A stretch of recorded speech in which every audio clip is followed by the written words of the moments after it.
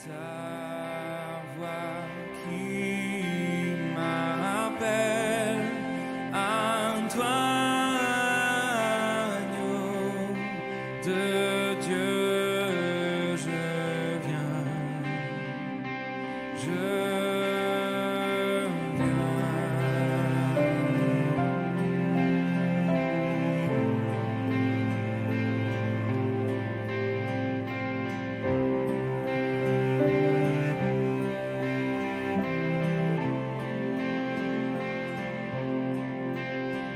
Tel que je suis bien patient,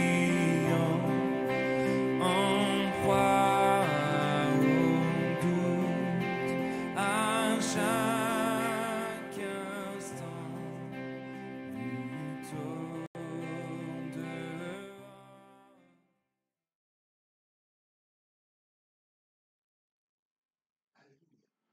Ou bien tu n'as pas une image de Christ. Donc si on veut dessiner Christ, comprends-toi sur ta photo pour mettre là. C'est la fausseté. C'est-à-dire dans Christ, tu vois, non, peut-être, c'est-à-dire que si je veux prendre une image, que je veux donner une expression, c'est-à-dire, toi, quand on te dessine là, peut-être tu représentes une partie de l'oreille de Christ. Elle aussi, son dessin, ça représente peut-être une partie de l'oreille de Christ. Moi aussi, je représente une partie de l'oreille de Christ. Donc tout ce monde-là va constituer la carte de Christ, s'ils sont en Christ. C'est-à-dire, nous avons nous une partie de Christ. Parce que nous sommes péchés. Est-ce que tu es une personne de révélation? Alléluia. Alléluia. On va aller voir la femme samaritaine. Celle-là même qui avait tout. Pensée connaître. Mais qui avait en elle un besoin. Tous nous avons un besoin de Christ. Et c'est lui qui a la capacité de déclencher ta soif. Il dit, tu bois de cette eau, tu n'auras jamais soif. Mais elle dit, nous on a l'habitude de boire de cette eau depuis que Jacob nous a laissé. Nous allons. Donc tu vas prendre avec moi Jean 4.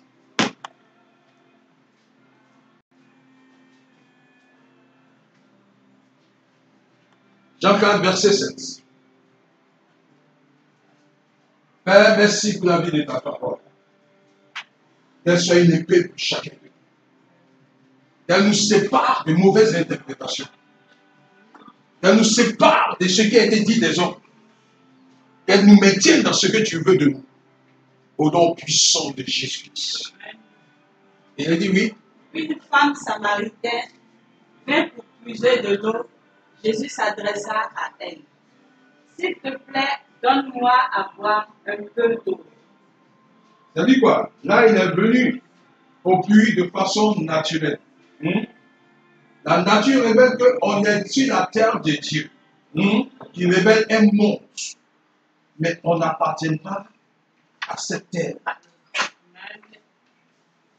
Est-ce qu'on se comprend?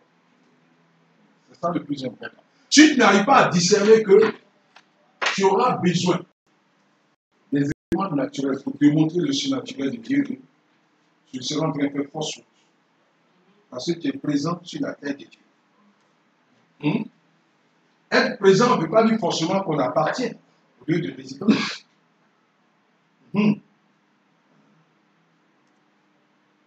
Donc, nos lieux de résidence dépendent de celui qui est le créateur. Et généralement, de façon physique, nos lieux de résidence dépendent de quoi? De nos parents. Et ton papa dit, je dis là, tu m'as d'abord. Vous allez le suivre. Combien de ça? C'est pas là. Ah, si tu vas pas d'abord, tu vas habiter où? Donc, nos lieux de résidence dépendent de Christ. Si véritablement nous sommes en Christ. Mais Christ dit, il a dressé une tente là-haut, où aucun malheur ne va t'arriver, où aucun flot ne va s'approcher de toi. Amen. Parce qu'il est le garant de cette tente. Et la tente révélée sur la terre, c'est Christ en toi. Si Christ en toi, aucun malheur ne t'arrivera, aucun flot n'approchera de toi. Mais dis que tu n'auras pas de mauvais jours, je serai en train de te séduire. Tu auras de mauvais jours parce qu'on est dans le monde. On n'appartient pas à cela. Dans ce monde, on a Barnabas. Amen. Amen. Amen. C'est-à-dire quoi? Barnabas profite de Dieu, mais Barnabas ne connaît pas Dieu. Ça, c'est l'esprit de Barnabas. Tu peux être dans la présence de Dieu, profiter de Dieu, mais ne pas reconnaître qu'il est ton Dieu. C'est ça, l'esprit de Barnabas. Et beaucoup de nous, nous faisons le plein des églises parce que nous sommes animés de l'esprit de Barnabas. On profite des privilèges de Dieu, mais on ne reconnaît pas qu'il est notre Dieu. Et c'est tout ce monde-là qui se regroupe, et c'est ce monde-là qui vient en accusation contre Dieu. Moi, mais j'ai passé du temps dans la présence de Dieu, je n'ai rien reçu en retour. Est-ce que tu n'as pas en toi l'esprit de Barnabas? Sinon, ce que je sais de mon Dieu transforme. Amen. Mon Dieu, il ne rejette pas sa progéniture. Il veille sur sa marche dans sa progéniture. Amen. Parce qu'il a un but à atteindre avec toi. Amen. Car l'Éternel a tout fait pour un but. La Bible dit, le méchant, il a pour les ailes le jour du malheur. Amen. On continue. Voilà la Samaritaine qui vient dire, Jésus, j'ai soif. Jésus dit, j'ai soif, donne-moi l'eau. On continue. Ses disciples étaient allés à la ville pour acheter de quoi manger. À manger, voilà. On continue. La Samaritaine s'exclama, comment tu es juif et tu me demandes à boire, à moi qui suis samaritaine. Les Juifs, en effet, évitaient toute relation avec les Samaritains. Amen. Pour les Juifs, les Samaritains étaient des personnes de mauvaise vie. Et ça, nous vivons ça au quotidien. Ça, c'est le contrôle de la religiosité. Quand on n'est pas de notre sein, on commence déjà à porter de faux jugements. Alléluia. C'est en cela que Jésus les interpellait. Mais s'ils disent au nom de Jésus, c'est que nous sommes avec eux. Voilà. Ils sont pour nous. Et c'est important. La vie en Christ n'est pas une vie de dénomination. C'est toi l'église de Christ. C'est toi qui es le temple de Christ. Mais le Christ se déplace en toi dans un lieu précis où beaucoup de temples se regroupent. Donc tu es un temple en Christ, je suis un temple en Christ. Nous sommes ce soir ici, le lieu que Christ a prévu pour que tous ces temples se regroupent. Donc en commun, on a Christ. On n'a pas une dénomination. Christ ne va pas juger Foursquare, ne va pas juger Assemblée de Dieu, ne va pas juger œuvre méridionale. Dieu dit, il va taper dans le jugement. Est-ce que c'est les murs de Foursquare qui vont recevoir la parole de Dieu? C'est ta personne qui est église de Dieu. C'est ta personne qui sera éclairée. On continue, voilà ce qu'elle dit. Ça, c'est les divisions que nous avons en permanence. On a de coutume de juger les autres en voyant notre vie qui ne plaît même pas à Dieu. Tu penses être meilleur, mais laisse ton meilleur s'exprimer pour qu'on voie si véritablement tu es meilleur, ou bien si tu ne prends pas d'état. Et cela nous donne des faussetés. On se donne des fausses images de certaines personnes qui certainement ont été poussées par Christ pour nous bénir. Et nous devenons des obstacles à notre propre bénédiction. Par manque de discernement. Qui es-tu pour juger ton prochain? Qui es-tu pour juger ton prochain? Ra a dit quoi? Le privilège et la Bible parle d'elle. Amen. Elle n'était pas prostituée. Si tu ne fais pas attention, la prostituée va aller au paradis et toi tu vas aller en enfer. Amen. Prends du temps à te focaliser en Christ que de porter des jugements. Amen. Sinon, il y a trop à faire dans la mission de Christ. Alléluia. Amen. On continue. Jésus lui répondit, si tu savais quel don Dieu veut te faire et qui est celui qui te demande à boire, c'est toi qui aurais demandé à boire et il t'aurait donné de l'eau vive. Dieu veut te faire don de ce que tu ne sais pas. Mais le fait que tu aies mis le naturel dedans, il te sera difficile de percevoir le don de Dieu. Le don de Dieu, quoi? Révèle tout ce qui est caché. Amen. Et cette femme, elle avait un besoin. Amen. Et son besoin était quoi? elle le faisait de façon naturelle. Elle venait étancher sa soif. Elle venait toujours puiser aux eaux. Mais elle n'avait pas de révélation. C'est comme tu le fais. Tu te baignes toujours, tu te laves, mais tu n'as pas de révélation. Tu as dit que tu es toujours dans un besoin, mais pourtant tu te laves tous les jours. Parce que tu n'as pas utilisé le véritable savon. Et en toi, l'expression savon d'église. Et quand toi tu es douché de savon d'église, tu n'auras plus de dimension.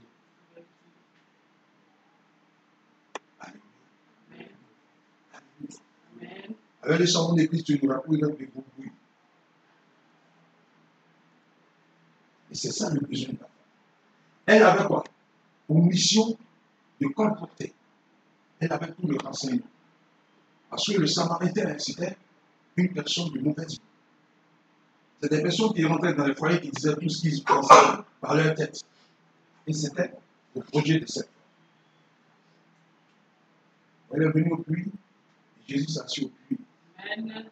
Jésus veut déloger le naturel en elle, lui donner le surnaturel. Tant qu'on ne déloge pas le naturel de Dieu en toi, tu ne peux pas vivre le surnaturel. Si tes pensées sont focalisées sur le naturel, tu ne peux pas vivre le surnaturel. On dit quoi? Le surnaturel de Dieu s'imagine. Et tu crois et tu vis. Amen. Si tu n'imagines pas être une grande personne de la mission de Christ, tu seras une petite personne de la mission de Christ. Dieu a imaginé. Et il nous a poussé à l'imagination. Il dit, Abraham sort et regarde le ciel. Regarde les étoiles. C'est l'imagination. Imagine comment Dieu fait de toi. Amen. On ne pourra pas te contenir. Tu es à l'école, tu as les diplômes, mais tu n'imagines pas être grand dans un grand bureau. Ah, moi, je vais, on me ferme les portes. Moi, je vais, on me ferme les portes. Mais Christ en toi. Tu as autorité sur tout. Mais qui ferme tes portes? C'est ta mauvaise interprétation. Tu te fermes les portes. Sinon, Christ a ouvert les portes. Amen. Et cette femme, elle est dans le besoin. On continue. Mais maître, répondit la femme, non seulement tu n'as pas de sauce, C'est ça. mais Les éléments naturels. Tu es venu au puits. Mon ami, ça là, c'est profond. Pour puiser. Il faut une cruche, il faut une corde qui soit à la hauteur, dans la profondeur, pour pouvoir te donner cette eau. Mais tu n'as pas tous ces éléments-là. Et puis tu es venu aux eaux. Alléluia. C'est-à-dire quoi? On vient à Christ par révélation. Est-ce que tu as touché Jésus et puis tu l'as accepté? Tu l'as touché? Tu l'as vu physiquement? C'est par révélation. Et tu t'es engagé dans la révélation. Et ceci a fait défaut à cette Samaritaine. Elle est une femme dépourvue de révélation. Elle est venue pour la révélation. Pour qu'elle soit. C'est-à-dire que dans la vision où elle n'aura plus jamais soif. Elle dit, cette révélation, c'est quoi? C'est de dire qui elle est en réalité. La seule personne susceptible de dire qui tu es en réalité, c'est Christ. Un prophète, un bishop, archibishop, s'il n'a pas l'agrément de Christ pour révéler qui tu es, il n'aura pas de révélation. Alléluia. Donc cette femme avait un besoin. Et comme toi et moi, nous avons un besoin. Le besoin se retrouve en Christ. Si Christ ne te donne pas une véritable orientation, tu ne sauras pas marcher. Pourtant, Christ dit, il y a une lumière. Et cette lumière, elle est dans le monde. Donc cette lumière dans le monde doit éclairer quoi? Le monde. Et si je suis selon Christ, je suis issu de Christ, donc ma lumière doit refléter qui? Christ. Et qu'est-ce que Christ a fait? Si j'ignore ce que Christ a fait, comment on prétend être une lumière? C'est ça le problème. Beaucoup nous venons de la présence de Christ, nous ignorons qui il est. C'est ça qui pose problème. Parce que tu suis quelqu'un que tu ne connais pas. Est-ce que tu peux véritablement avoir une orientation de cette personne? C'est dommage. Ce serait quoi? Du temps perdu. Cette femme, elle perdait du temps au puits. Elle allait tout le temps. Alléluia. On continue. Mais Mhm, le puits est profond. mhm. D'où l'attires-tu donc ton eau vive? Quelqu'un qui te dit, quand tu parles du puits naturel, moi je parle du puits céleste. Quand on germer en Christ. Vous voyez, ça, ce sont les dons de Dieu. Mais qu'est-ce que ta personne révèle en Christ? Qu'est-ce que ton identité révèle en Christ? Quelle est l'expression de ta marche en Christ? C'est ça le plus important. Donc j'aimerais que tu sois une personne rénovée, une personne transformée, une personne qui reconnaît sa mission en Christ. Il ne faut pas perdre du temps dans la présence de Dieu, mais profite de ce temps pour être une image dans sa vision de Dieu. On continue. Mais maître, Mhm. répondit la femme, non seulement tu n'as pas de seau, mais le puits est profond. D'où l'attires-tu donc ton eau vive? On continue. Tu ne vas pas te prétendre plus grand que notre ancêtre Jacob, auquel nous devons ce puits, et qui a bu lui-même de son eau, ainsi que ses enfants et ses troupeaux. Alléluia. Celui qui boit de cette eau, Mhm. reprit Jésus, aura de nouveau soif. Mais celui qui boira de l'eau que je lui donnerai n'aura plus jamais soif. Mais bien plus, l'eau que je lui donnerai deviendra en lui une source intarissable, qui jaillira jusque dans la vie éternelle. Au moins, la porter en Christ, transformer en Christ, on se transfère par la puissance de la croix, et puis une marche éternelle. On continue.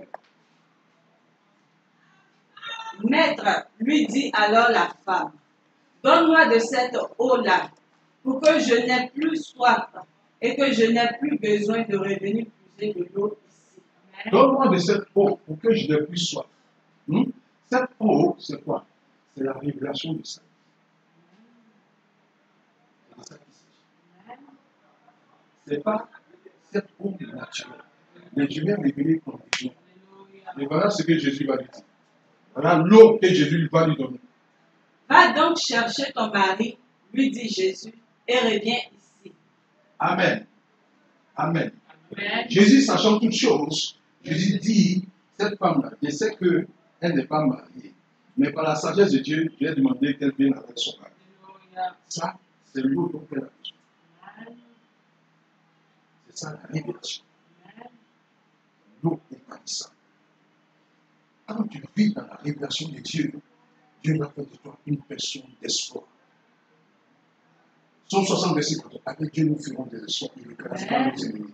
L'ennemi vient du fait que tu ignores beaucoup de choses, mais ignorant ta propre identité, ignorant que la puissance de Dieu se meut en toi, ignorant que tu as une puissance qui révèle la sémence glorieuse de Dieu, qui est tarissable. Mais si tu ne le sais pas, l'ennemi viendra voler ce que Christ a mis en toi.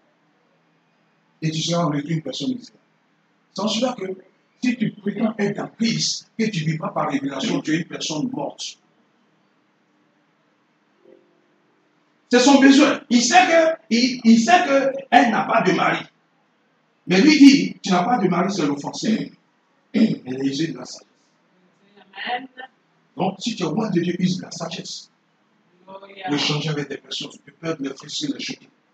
Si tu manques de sagesse, tu seras très frustré, choquer les gens. Et tu donneras même à des personnes de fuir autour de toi. Le Dieu qu'on suit est un Dieu de sagesse. C'est le don meilleur que Dieu te donne. On vit dans la sagesse. Il sait qu'elle n'a pas de mari. Mais lui dit, tu n'as pas de mari, c'est offenser la dame. Parce que la dame elle-même, elle est vêtue en elle-même. Elle a un besoin. Peut-être son comportement lui donne d'aller de foyer en foyer. Ce comportement lui donne de faire apprécier des hommes. Donc elle a un besoin. Mais lui dit, tu n'as pas de mari, c'est l'offenser.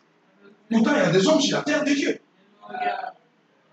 Donc elle a encore besoin de quoi? Donc, c'est ce que Jésus est en train de lui dire. Il va étancher sa soif. On continue. Il dit, Je ne suis pas mariée. voilà, c'est dit quoi? Ça a déjà étanché sa soif. Parce que Elle est dans un besoin de mari.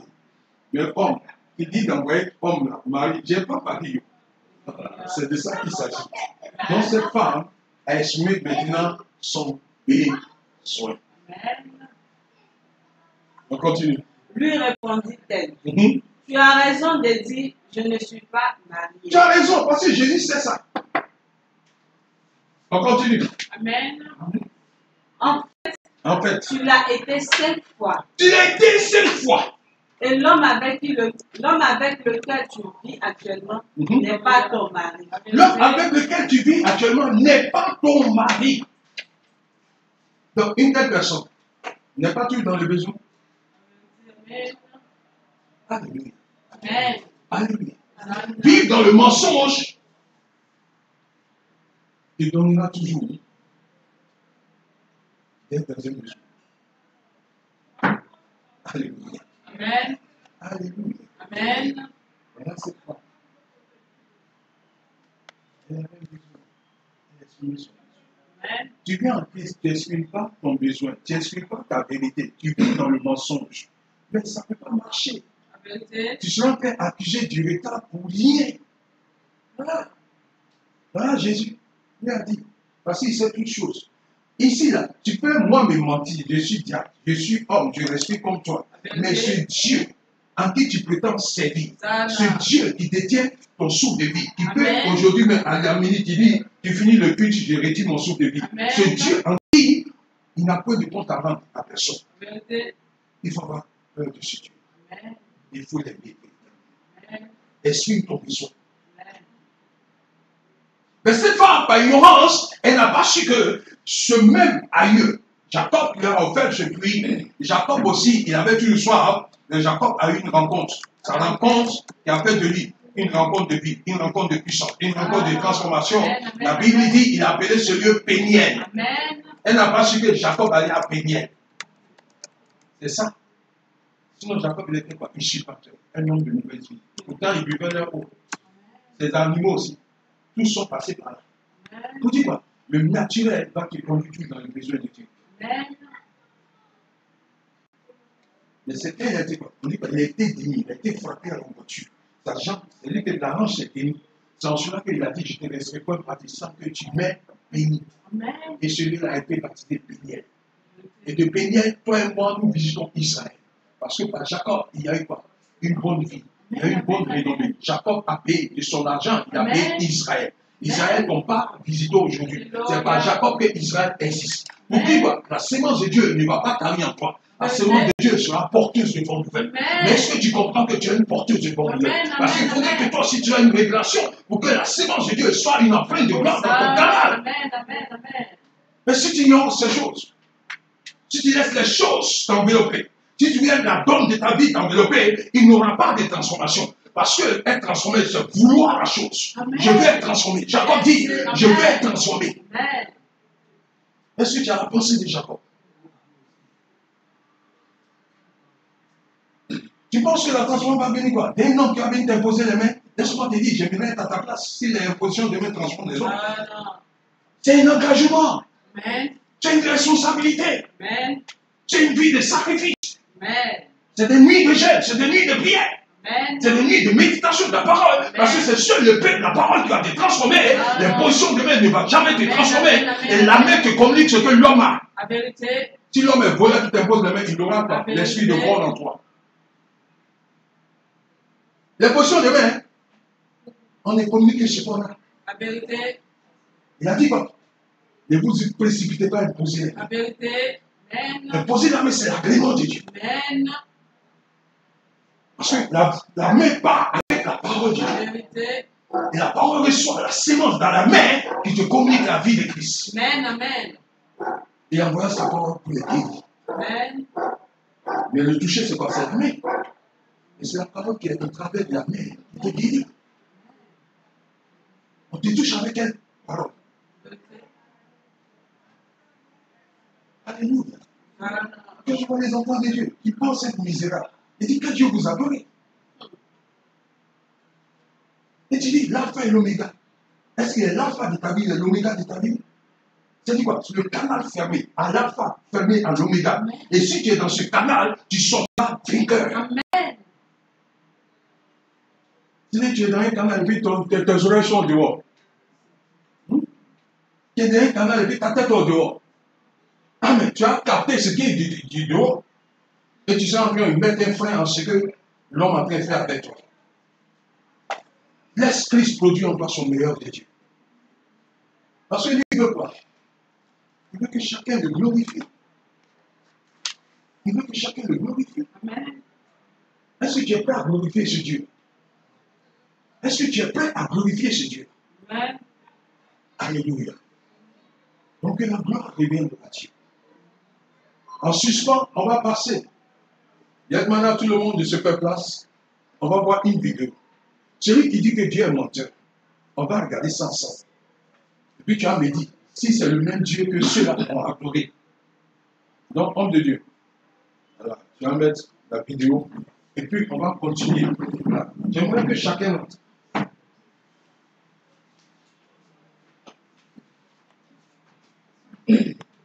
Donc tu dis, Seigneur, je veux recevoir le message que tu as produit dans cette vidéo. Amen. Dis, on prie. Dis au Seigneur, donne-moi de recevoir le message que tu as produit dans cette vidéo. Et que ta parole de Dieu me transforme. Et que la gloire te revienne. Au nom de Jésus-Christ. Alors, on parle d'une ville. Une ville qui révèle un peu ta vie. Nous, notre vie avant. Cette vie combinée avant. Chacun est dans Amolonga. Et tu vas voir maintenant, toi qui es en Christ, de devenir. Donc que le nom du Seigneur soit ministre. Ouvre ton esprit à regarder. Il ne faut pas regarder avec les yeux physiques. Regarde avec les yeux spirituels. Dépendance de l'alcool. La violence, l'ignorance, la sorcellerie, l'occultisme, l'idolâtrie aussi. Dans quelques kilomètres, nous entrerons dans la ville d'Albolong. On compte environ 200 000 habitants dans cette ville. La plupart ont décidé d'une manière consciente de stopper l'adoration des esprits des ancêtres. C'est pourquoi Albolonga est aujourd'hui l'une des villes les plus propres, les plus prospères dans tout le Guatemala. C'est aussi une ville remplie d'églises.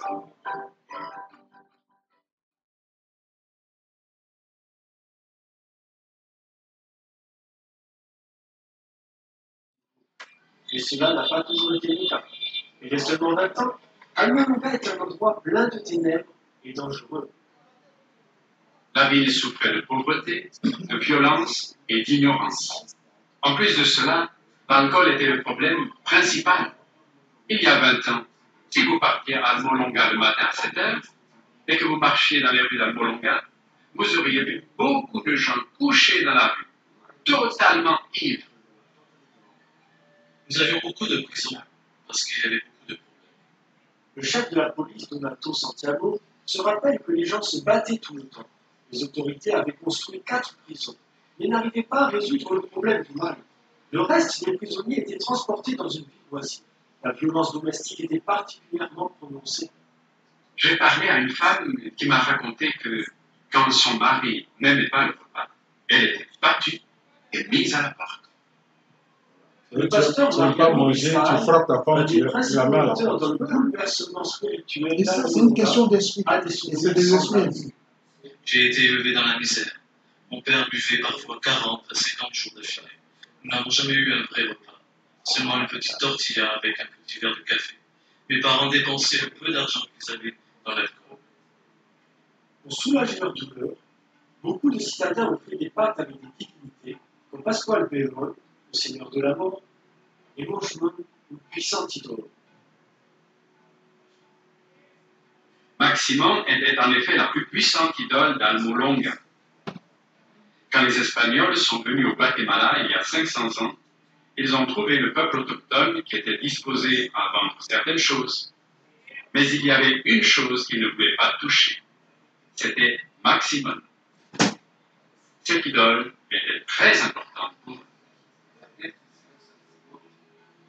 Ce syncrétisme a créé une forteresse puissante.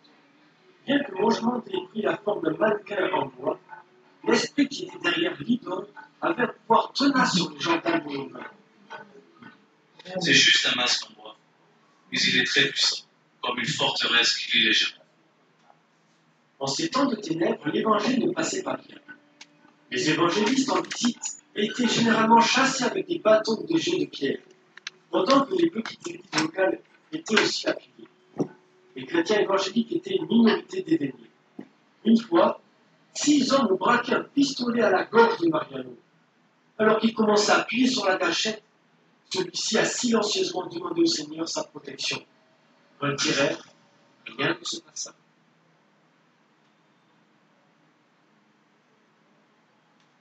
Ah, quelqu'un pour l'évangile, on a mis pistolet. Délivré de la mort, Ah, quelqu'un, on dit, va partager prospectus, tu passes par toi, tu peux pas. il était temps de briser l'emprise de la violence, de la superstition et de la pauvreté. Lorsque les médiateurs ont élevé leur requête vers le ciel, ils furent remplis d'une foi surnaturelle. Nous avons dit au Seigneur que ce n'est pas possible que nous soyons si insignifiants, alors que la parole dit que nous sommes la tête et non la queue. Nous avons continué à jeûner 3 ou 4 jours par semaine, et chaque samedi nous avions une veillée de prière, et je pense que c'est ce qui a ouvert la porte. Des gens ont commencé à être délivrés, des hommes ont commencé à être sauvés et à aller à l'église. C'était une fantastique bénédiction. Je l'appelle après. Les églises ont commencé à croître suite à beaucoup de signes de prodiges et aussi suite à beaucoup de délivrances de possessions démoniaques. Is it true to God that when people cry, cloud skies will bright, kings and queens will shine?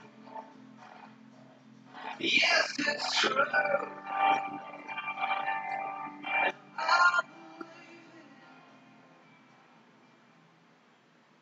Une femme nommée Teresa a connu une guérison merveilleuse. Une procédure médicale avait entraîné une gangrène. Ses organes internes se décomposaient littéralement. J'avais beaucoup de douleurs. Je souffrais tellement que je ne pouvais pas marcher. Mon corps entier était paralysé et je ne pouvais pas même manger ni parler. Elle était très malade et son état empirait chaque jour. Nous ne pouvions rien faire.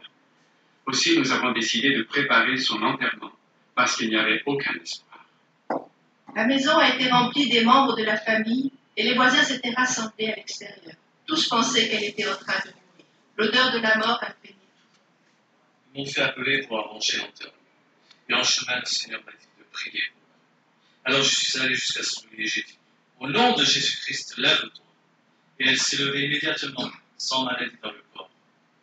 J'ai senti une chaleur. J'ai vu au-dessus de moi une lumière éclatante. J'ai ouvert les yeux et j'ai vu le pasteur. Je me réjouis dans le Seigneur pour ma guérison et je rends grâce à Dieu pour ma vie. Après avoir vu le miracle, ma mère et tous mes frères et sœurs se sont convertis. Avec de tels témoignages, des centaines de personnes ont commencé à donner leur vie au Christ. Quand les gens ont vu que l'Évangile avait commencé à changer les vies, ils s'y sont intéressés. Ils ont été de plus en plus attirés par l'Évangile parce qu'ils ont vu la transformation dans les différentes vies. Maintenant, il y a plus de 2 douzaines d'églises évangéliques dans Almolonga, une ville de 19 000 habitants seulement. L'église El Calvario de Mariano Riscal a 1200 places assises et presque toujours remplies. Mais la présence du Saint-Esprit ne se mesure pas seulement à la croissance des églises. Une promenade dans la zone commerciale d'Almolonga montre l'impact de la transformation de l'évêque social. Les rues et les bâtiments sont baptisés de noms de lieux bibliques. Si les étrangers trouvent cette expression publique de la porte extraordinaire, Mariano la trouve normale. Comment pouvez-vous dire que vous aimez Dieu si vous ne le montrez pas? Paul n'a-t-il pas dit, je n'ai pas honte de l'Évangile? Auparavant, Almolonga était parsemé de bars ou de choses semblables, 36 au total. Maintenant, il n'y en a que 3. Comme la boisson s'est arrêtée, la violence aussi a cessé. Depuis 20 ans, le nombre de crimes dans la ville a beaucoup diminué. En 1994, la dernière des 4 prisons d'Almolonga a été fermée. Le bâtiment transformé s'appelle maintenant le Hall d'honneur. Pour le chef de police Santiago, ce sont de bons moments. Maintenant, vous n'avez donc aucune prison en ville?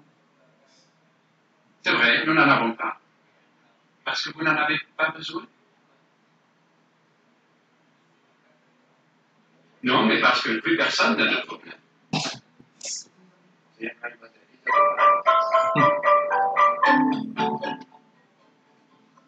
Même le centre agricole de la ville est revenu à la vie. Pendant des années, les champs qui sont autour d'Almolonga ont souffert d'une combinaison de l'aridité du sol avec de mauvaises habitudes agricoles. Mais quand les gens se sont tournés vers Dieu, ils ont vu une transformation remarquable de leur terre. Almolonga est devenue une vallée fertile. La terre est si fertile qu'elle produit les meilleurs légumes. Les habitants ont jusqu'à 3 récoltes par an. Ils vendent leurs légumes au Guatemala, au sud du Mexique et aussi au Salvador. Avant le réveil spirituel, les producteurs exportaient 4 chargements de camions par mois. Maintenant, ils quittent la ville 40 fois par semaine. Ils peuvent se nommer le potager de l'Amérique. La production d'Almolonga Dieu multiplie. Les 4, ils sont passés à 40 chargements. Vous devez les voir. Et c'est ce Dieu en nous tous on Les prie. betteraves pèsent Et puis on ne 2 doit kilos. ne pas transformer. Une carotte est C'est de ça. cette Après, taille. je prie C'est ma femme et simplement dit, incroyable. si Dieu est menteur, Elles sont plus grosses que mon bras. voilà, carotte. Quand Dieu met sa main dans Voilà la le marchand de légumes d'Almolonga. Intrigués par les dimensions de ces légumes et le taux d'accroissement de 1000% de la productivité agricole de la ville, les chercheurs des États-Unis et d'autres pays étrangers sont venus à Almolonga pour apprendre leurs secrets. Mais la réponse n'a pas été ce qu'ils attendaient. C'est à cause de la sagesse que Dieu a donnée aux fermiers à Almolonga qu'ils ont les meilleures récoltes par rapport aux méthodes scientifiques. Et les fermiers rendent constamment gloire au Seigneur, parce que c'est lui qui donne la moisson abondante. Avant, pour les récoltes des radis, cela nous prenait jusqu'à 60 jours. Voilà. Mais depuis que Dieu a visité la ville, cela ne prend que 40 jours. Et même très souvent, cela ne prend que 25 jours. Vous pouvez réellement voir un parallèle entre la foi des gens et l'amélioration du sol. Quand les gens ont commencé à croire en Jésus-Christ comme Seigneur et Sauveur, les légumes ont commencé à croître. Une fois que les gens ont été libérés, ils ont commencé à travailler. Quand ils se sont mis au travail, cela a rapporté. Ils ont mieux cultivé la terre et celle-ci a commencé à produire davantage. Les fermiers payent au comptant les grands tableaux Mercedes et les décorent ensuite avec des expressions chrétiennes. C'est merveilleux. Voilà le résultat de l'évangile qui transforme la communauté. l'évangile transforme. L'idolâtrie et la superstition se sont enfuis. C'est Laissant nous, derrière eux un peuple nous tous on est tous dans les pensées, c'est les sorciers du village. C'est les sorciers du village. Ici là, il y a plus sorcellerie que ceux-là. Sincère. Il y a 20 églises protestantes très actives, très militantes, très impliquées dans la louange, dans l'adoration, dans la délivrance et dans bien d'autres choses. En dépit de leur succès, les croyants à Almolonga n'ont aucune intention de baisser les bras.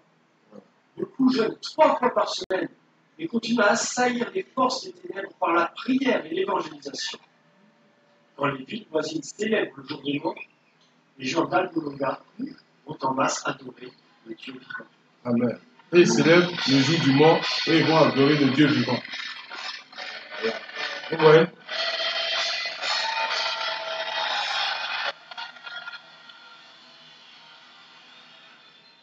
Le maire chrétien de la ville accueille une foule de près de 15 000 personnes sur la place du marché. Le maire Ils chrétien se sont de rassemblés pour prier une expansion continue de C'est le l'évangile maire chrétien dans de leur vallée et partout dans le monde.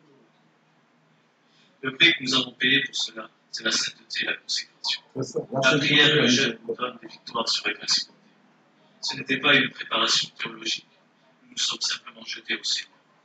Je pense que dans beaucoup de cas, quand nous parlons de la transformation de la communauté, nous sommes en lutte avec l'incrédulité. Voilà. Est-ce que notre Dieu et l'Évangile sont suffisamment puissants pour vraiment avoir de l'impact sur notre communauté?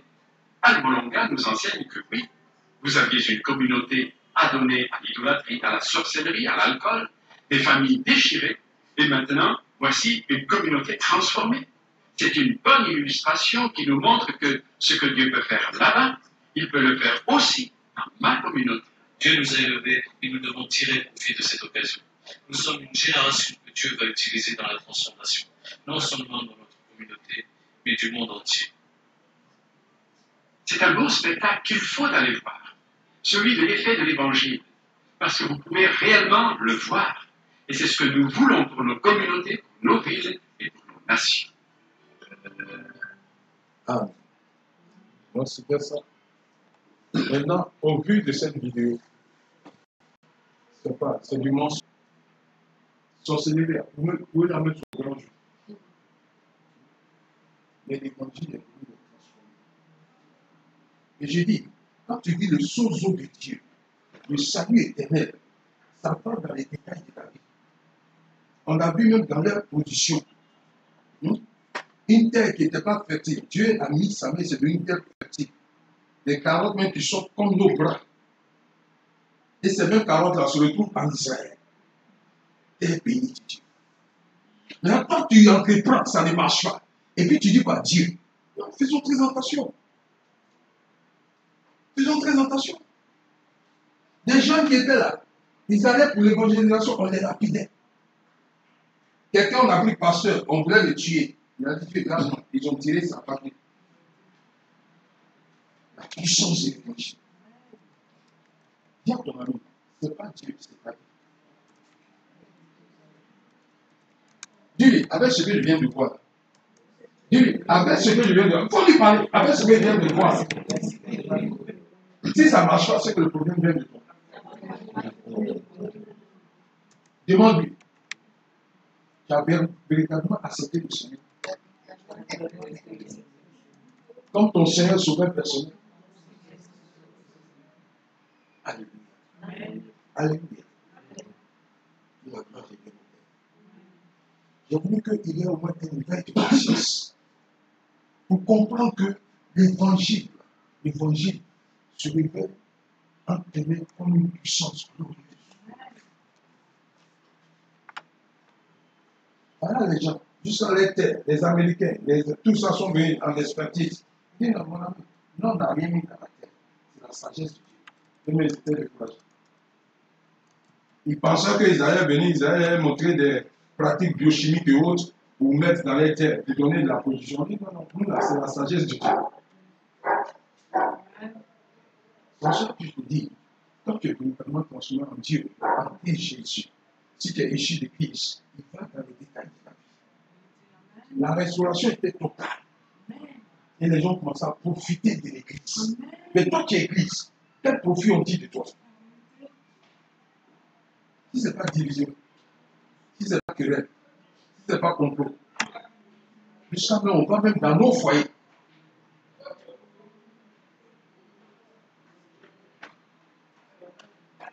Alléluia. Est-ce que l'Esprit de Dieu t'interpelle par cette vidéo? Pourquoi la puissance transformatrice de l'Église? Au vu de ce film-là, qu'est-ce qui peut te faire? Quelqu'un, on a mis le revolver, c'est-à-dire à sa gauche pour le tuer. Quand tu vas prêcher, on t'empêche. On dit quoi? La petite église était lapidée. Pour voir l'atrocité de la vie. Les gens n'étaient pas prêts. Mais en retour, ça dit quoi? On dit quoi? Les gens ont payé quoi? Un goût a payé quoi? Le prix. Si tu laisses la donne, c'est que ce que tu vis t'envelopper et que tu ne payes pas le prix, tu seras la même personne. Il ne faut pas accuser Dieu de rien. Dieu t'a éclairé à la lumière de sa parole.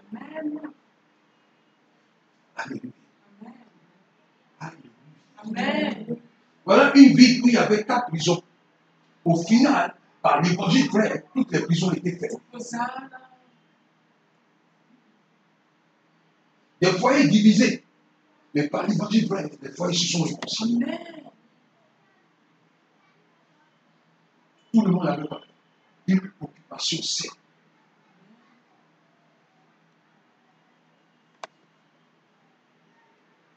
Alléluia.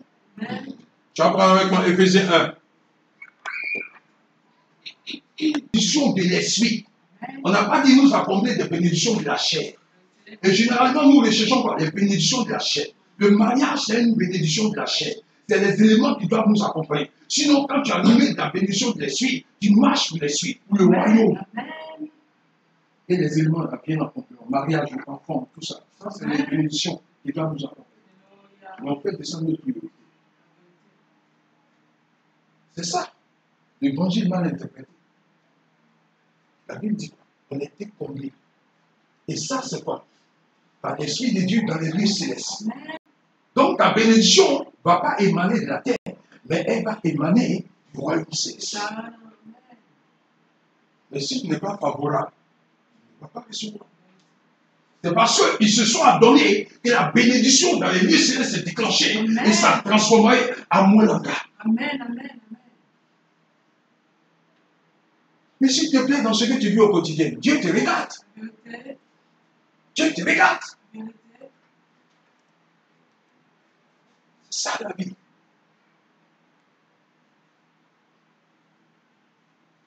On dit quoi? Dans le monde céleste, qui sont en Christ. Wow. Il te dit, ce n'est pas donné à tout le monde, mais ça donné à ses enfants en Christ. Amen.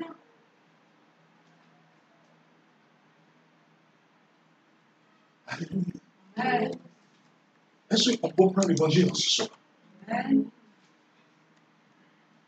Donc, si rien ne marche de ton côté, il faut revoir la copie de ta vie.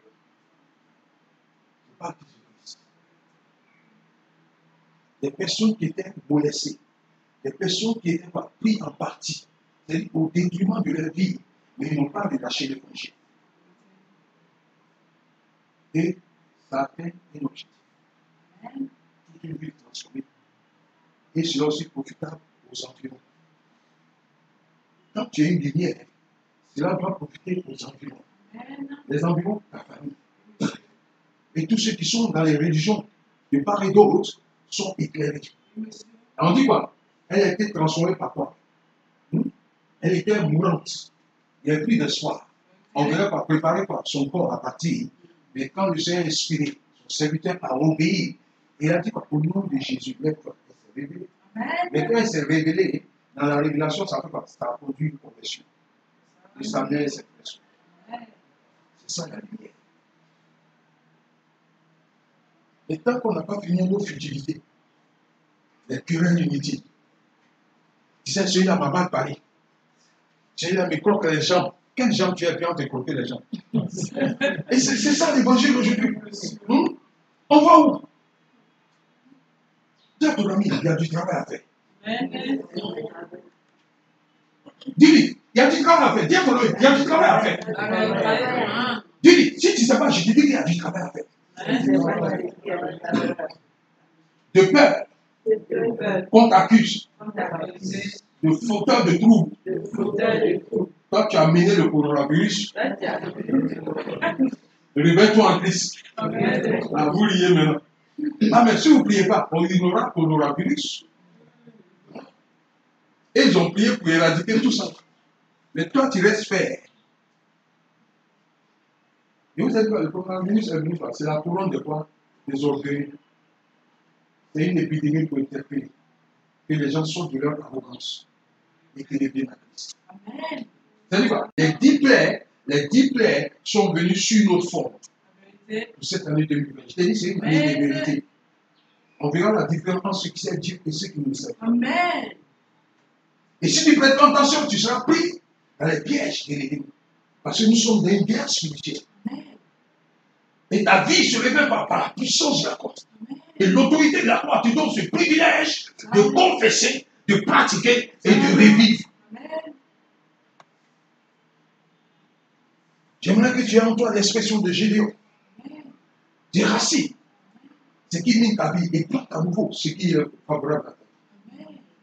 Et la gloire reviendra au prophète. Tu peux prendre avec moi Jean 3, verset 36.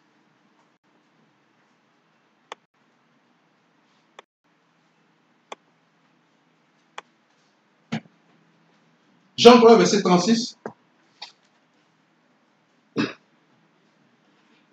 Qui place sa confiance dans le Christ possède la vie éternelle. Est-ce que tu as placé ta confiance en Jésus? Si tu dis que tu es issu de Jésus, C'est à qui tu dois passer ta confiance? Est-ce que tu as confiance en Jésus? Donc, pour nous dire, est-ce que tu as confiance en Jésus? Tu es sûr que quand tu boxes, ta confiance revient en Jésus? Là, quelqu'un a mis pistolet, et puis coup de poing. Pistolet, coup de poing, tu as choisi quoi? Madame, là c'est pistolet, coup de poing, tu as choisi quoi? Hein? Il dit, voilà, quelqu'un vient, il dit, tu as un choix à faire. Voilà le pistolet, ou bien je donne un coup de poing à la figure. Tu choisis quoi? C'est-à-dire quoi? Dans les deux cas, il y a un cas qui va s'accomplir. Maintenant, tu as un choix à faire. Tu choisis quoi? Pistolet ou bien coup de poing? Hein? Coup de poing, c'est bon, non? Voilà. Maintenant, c'est quoi? Lui, là, on a mis pistolet. Il n'a pas eu peur. C'est sa confiance en Christ. Il dit, quand ton cœur ne se trompe point, si tu crois en moi, Christ,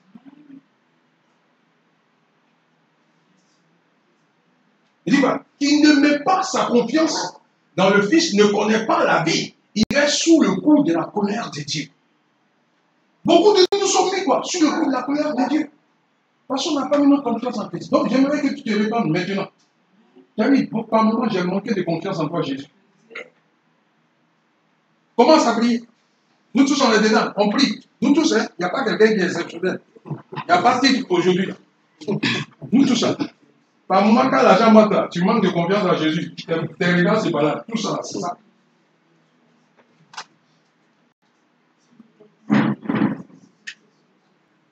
C'est ça. C'est dit quoi? Tu vas mourir à vous.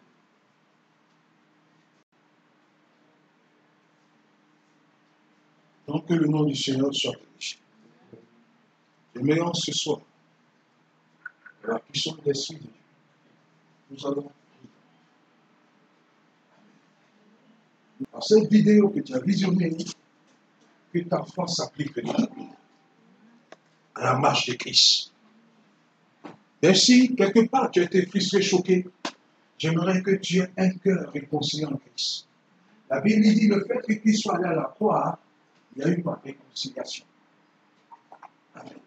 Et Dieu dit, le fait qu'il y ait réconciliation, en priorité, je fais de toi un ambassadeur de paix. Alléluia. Donc, un ambassadeur de paix, il est porteur de bonnes nouvelles. Donc, je te veux porteur ou porteuse de bonnes nouvelles.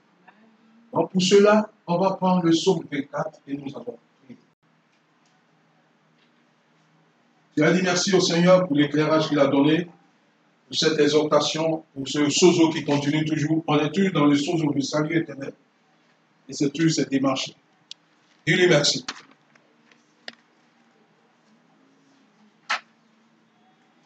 Père, merci parce que tu as encore ajouté. Et tu m'as donné un éclairage. Et tu me donnes une orientation. Je veux en ce soir prendre par appui de cette révélation et tancher ma soif. Et que je sorte cette eau de floraison qui communique, Seigneur, la véritable vie à mon entourage, selon l'Esprit du Seigneur. Sois le garant de cette vie, cet Esprit de Dieu. Et donne-moi d'enseigner le reste au nom puissant de Jésus. Et accorde-nous cette vie de vérité dans ta marche de gloire. Cette vie transformée. Au nom puissant de Jésus. Je te loue. Je t'adore. Je te glorifie. Dans le sang de Christ Jésus que j'ai prié. Amen. Amen. Que le nom du Seigneur soit béni. Amen. Tu vas nous donner un chant d'adoration et on prend pour appui le psaume 24.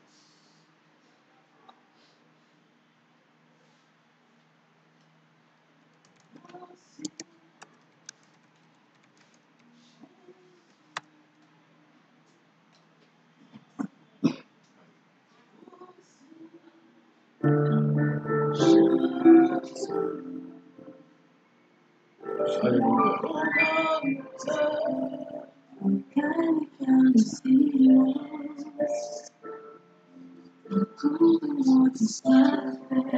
Alléluia.